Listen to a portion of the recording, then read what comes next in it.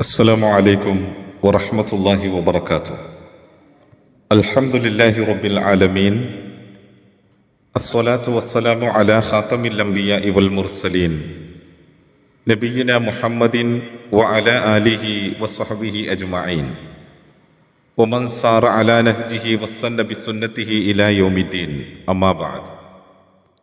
പ്രിയമുള്ള സഹോദരി സഹോദരന്മാരെ,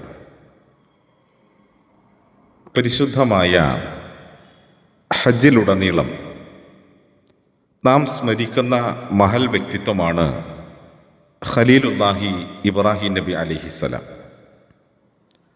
വിശ്വാസികളുടെ ജീവിതത്തിൽ മാതൃകാ പുരുഷനായി, ആദർശ പിതാവായി വിശുദ്ധ ഖുർആനും പ്രവാചക വചനങ്ങളും നമുക്ക് മനസ്സിലാക്കി തന്ന മഹാപുരുഷനാണ് ഇബ്രാഹിം നബി അലൈഹിസ്സലാം. വിശുദ്ധമായ മക്കയിലേക്ക്, പരിശുദ്ധമായ ഹജ്ജിൻ്റെ അനുഷ്ഠാനങ്ങളിലേക്ക് എത്തിച്ചേരാൻ ആഗ്രഹിക്കാത്ത ഒരു വിശ്വാസിയും ലോകത്തുണ്ടാവുകയില്ല. എത്ര പ്രാവശ്യം നമ്മൾ ആ വിശുദ്ധമായ ഭവനത്തെ സന്ദർശിച്ചാലും പിന്നെയും പിന്നെയും അവിടേക്ക് എത്തിച്ചേരാനുള്ള ആഗ്രഹം എല്ലാ മനുഷ്യരുടെയും മനസ്സുകളിലുണ്ട്. ആ വിശുദ്ധമായ ഭൂമിയിൽ പല കാര്യങ്ങൾക്കും വ്യതിരക്തതയും പ്രത്യേകതയും നൽകപ്പെട്ടിട്ടുണ്ട് എന്നുള്ളത് നമ്മൾക്കറിയാം. ഇസ്ലാമിൽ പ്രത്യേകം പ്രാധാന്യമുള്ളതും പരിശുദ്ധവും അനുഗ്രഹീതവുമായ വെള്ളമാണ് സംസം വെള്ളം. കഅബയോട് ചേർന്നുള്ള അള്ളാഹുവിൻ്റെ മഹത്തരമായ ദൃഷ്ടാന്തങ്ങളിലൊന്നാണ് സംസം. സംസമിൻ്റെയും കഅബയുടെയും ചരിത്രം ആരംഭിച്ചത് അന്ത്യപ്രവാചകനായ മുഹമ്മദ് നബി സല്ലല്ലാഹു അലൈഹി വസല്ലമ തങ്ങൾ നമ്മൾക്ക് വിശദമായ നിലയിൽ പഠിപ്പിച്ചു തരുന്നുണ്ട്.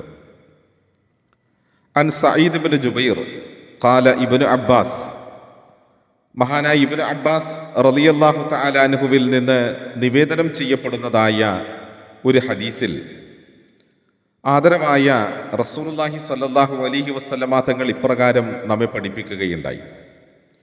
സുമ്മ ജാഅ ബിഹാ ഇബ്രാഹിം വബി ഇബ്നഹാ ഇസ്മായിൽ വഹിയ തുർളിഉ ഹത്താ വളഅഹുമാ ഇൻദൽ ബൈത്തി ഇൻദ ദൗഹത്തിൻ ഫൗക സംസം ഫി അലൽ മസ്ജിദ് വലൈസ ബിമക്കത യൗമഇദിൻ അഹദുൻ വലൈസ ബിഹാ മാഉൻ ഫവളഅഹുമാ ഹുനാലിക.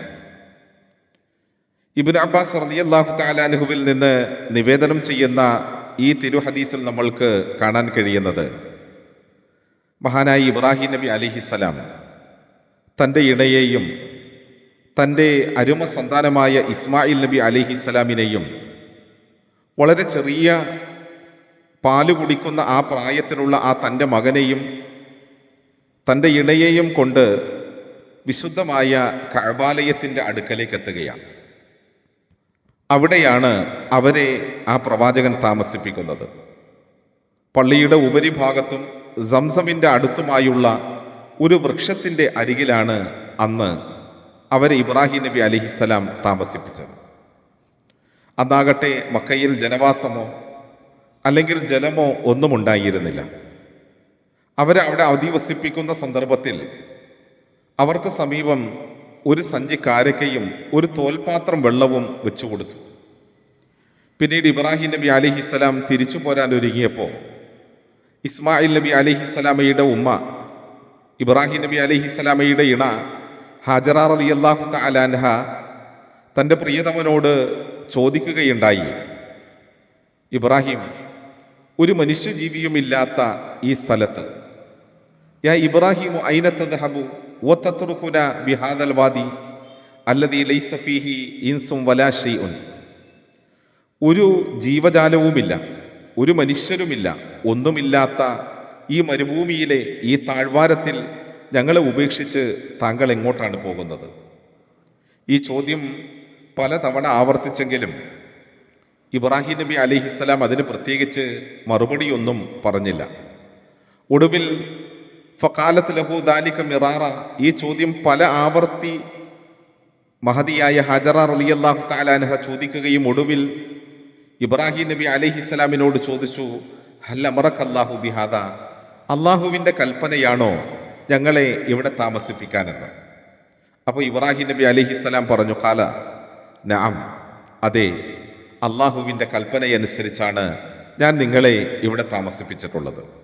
ഖാലത്ത് ഇദൻ ലാ യുദയ്യിഉനാ, അപ്പോൾ അവർ പറഞ്ഞു, അള്ളാഹുവിൻ്റെ കൽപ്പനയനുസരിച്ചാണ് നിങ്ങൾ പ്രവർത്തിച്ചിട്ടുള്ളതെങ്കിൽ ഒരിക്കലും അള്ളാഹു സുബ്ഹാനഹു വ തആല ഞങ്ങളെ കൈവിടിയുകയില്ല. വളരെ കഠിനമായ പരീക്ഷണ ഘട്ടങ്ങളിലൂടെയാണ് ഇബ്രാഹിം നബി അലൈഹിസ്സലാമയുടെ ജീവിതം മുഴുവൻ കടന്നുപോയിട്ടുള്ളത്.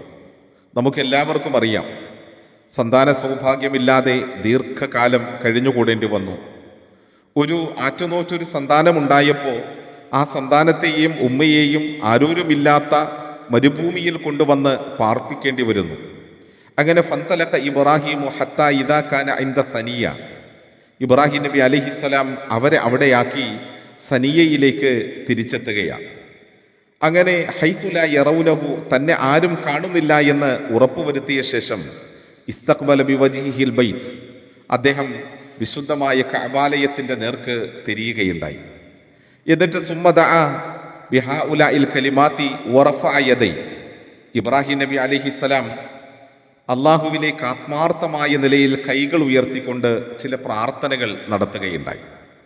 ആ പ്രാർത്ഥനയുടെ ഉത്തരം ഇന്നും നമുക്കവിടെ കാണാൻ കഴിയുന്ന ഒരു യാഥാർത്ഥ്യമാണ്.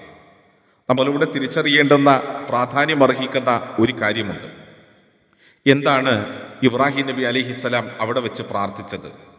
അതുപോലെ തന്നെ ഹാജറ റളിയല്ലാഹു തആല അൻഹ അള്ളാഹുവിലുള്ളതായ അവരുടെ വിശ്വാസം, ഏതൊരു പ്രതിസന്ധിയിലും അള്ളാഹു തന്നോടൊപ്പമുണ്ട് എങ്കിൽ അള്ളാഹു തന്നെ കൈവടിയുകയില്ല, സഹായിക്കുകയില്ല എന്ന ആ ഒരു ദൃഢമായ വിശ്വാസം വിശ്വാസികളുടെ ജീവിതത്തിന് എന്നും അതൊരു മാതൃകയാണ്. അതുപോലെ തന്നെ ആ പ്രവാചകന്റെ പ്രാർത്ഥനകളും തേട്ടങ്ങളുമൊക്കെ വിശ്വാസികൾക്ക് മഹത്വപൂർണമായ മാതൃകകൾ നൽകുന്നതാണ്.